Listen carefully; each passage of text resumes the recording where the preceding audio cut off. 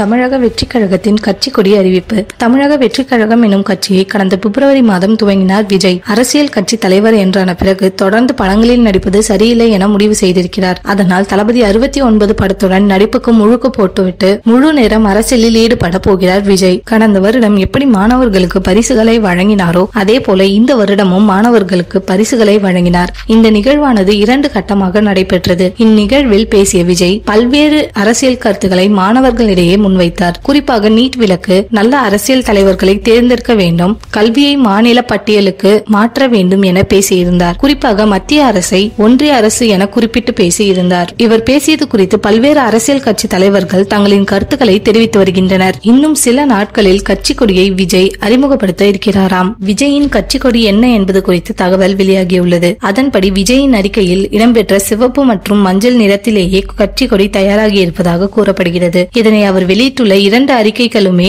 உறுதிப்படுத்தும் வகையில் கட்சியின் பெயர் சிவப்பு நிறத்திலும் அதன் அருகே மஞ்சள் நிறத்தில் கோடு உள்ளதும் அதேபோன்று அதன் கீழே சிவப்பு மற்றும் மஞ்சள் நிற பட்டை அமைந்திருப்பதும் உறுதிப்படுத்துவதாக அமைந்துள்ளன.